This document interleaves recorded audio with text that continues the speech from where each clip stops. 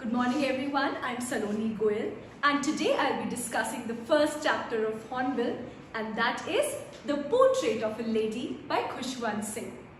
Khushwant Singh was a very notable writer, a literary critic and a politician. Through his story, The Portrait of a Lady, he not only describes his grandmother, but he also shares the close relationship that he had with her. The Portrait of a Lady is all about Khushwant Singh's grandmother and her relationship with Khushwant Singh. The Portrait of a Lady starts off with a drawing room scene. There is a portrait or a picture of Khushwant Singh's grandfather in the drawing room. He is wearing a turban and he has a long white beard. On looking at Khushwant Singh's grandfather, one feels that also he is very old and it looks like he never had children. He only had grandchildren. After the drawing room scene, we move to the description of Khushwant Singh's grandmother. She is an old lady, yet she is very beautiful. She is always clad in a white sari, she always has her rosary beads in her head, and she is always reciting prayers. Khushwant Singh's grandmother looks like a winter landscape. Winter landscape is a phrase that we use to describe something which is very serene, calm, quiet. Khushwant Singh has a very close relationship with his grandmother in the village. Khushwant's parents have to move to the city to find a very stable life for their family, and so a young and small Khushwant Singh has to stay with his grandmother. Grandmother used to take a lot of care of his grandson. We all know how grandparents are. They shower us with their love, blessings and a lot of care. Khushwant Singh's grandmother used to wake him up early in the morning, dress him up for school, give him his breakfast that comprised of stale chapatis, some butter and sugar, and then she used to drop Khushwant Singh to the school. Khushwant Singh was very happy with his grandmother in the village. Also, there is one more thing to note, that when Khushwant Singh was small, there were no notebooks. So his grandmother has to give him some chalks and a slate. Khushwant was really happy. His grandmother used to teach him about the religious beliefs and also taught him devotional songs.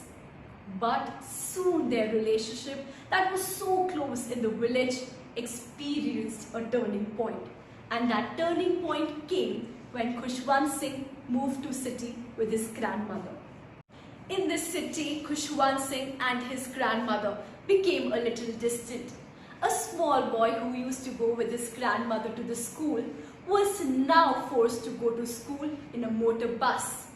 A boy who was taught about religious beliefs from his grandmother was now taught about scientific principles like Archimedes.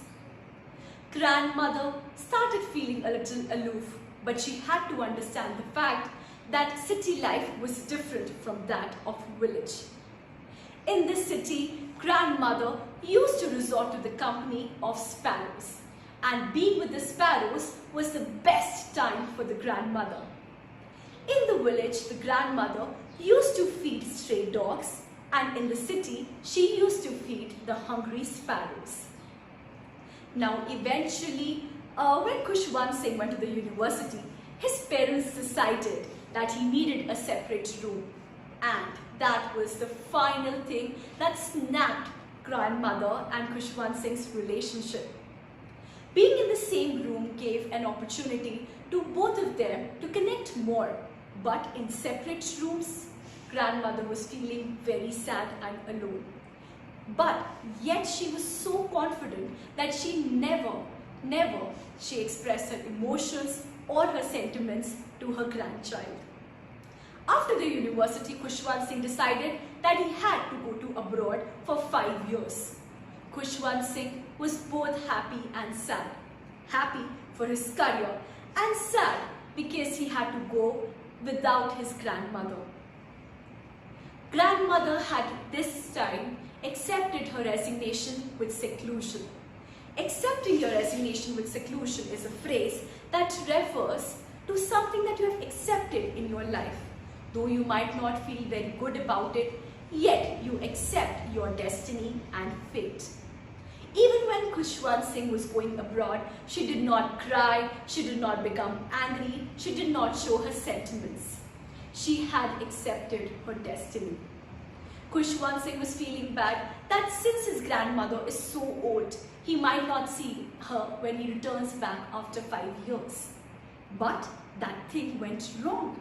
After 5 years, when Khushwant Singh came back, he was surprised to see his grandmother. And his grandmother received him with a lot of love by singing songs and by playing drums. Grandmother was very happy to receive Khushwant Singh, and Khushwant Singh indeed was happy too. But the next day circumstances changed. Khushwant Singh's grandmother became ill. But author thought that, it's a normal thing. His grandmom will be fine. But the grandmother knew that these were her final moments. She did not speak to anyone. She did not say anything. She only resigned to only remember the God, and she started reciting her prayers. Khushwant Singh thought that her grandmother is going to get well, but no, grandmother's final moments had arrived. After the death of the grandmother, the sparrows, whom she used to feed every day, gathered around her dead body. And when her dead body was taken away, the sparrows also went. After some days, Khushwant Singh's mother tried giving food and breadcrumbs to the sparrows, but they did not seek that. They only sought grandmother's love and care, which was no longer available to them. So now the final points about this chapter. First, you have to understand the description of Khushwant Singh's grandmother. She's old, yet she's beautiful. She wears a white sari. She is a religious person who is always reciting her prayers and is always busy in her rosary. She looks like a winter landscape as somebody who is very calm and composed.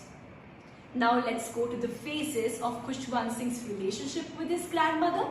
The first phase of relationship starts in village, where both the grandson and the grandmother are very close to each other. They spend their times together. The grandmother drops him to the school, gives him food, gives him a slate, gives him chalks. But their relationship became a little distant in the city. Because in the city, Khushwant Singh was taught about scientific principles, he was dropped to school in a motor bus, and he used to sing a music that was no longer approved by his grandmother. The next phase came when Khushwant Singh went to the university and he was given a separate room. And the final phase was when Khushwant Singh went abroad for his further studies for 5 years. The final phase actually destroyed grandmother and her feelings. Yet she was such a smart and intelligent lady that she did not show her emotions to anyone. Also, one more fact about the grandmother is that she's really attached to the animals. In the village, she used to feed the stray dogs, and in the city, she used to spend her time, the happiest hours of the day, in the company of the sparrows. Khushwant Singh very beautifully in his story, The Portrait of a Lady, describes a lady who took care of her, describes a lady who did everything for his benefit and welfare. And eventually he describes his relationship with that lady. And that lady is none other than his grandmother. Thank you. This is it for today. We'll meet next time.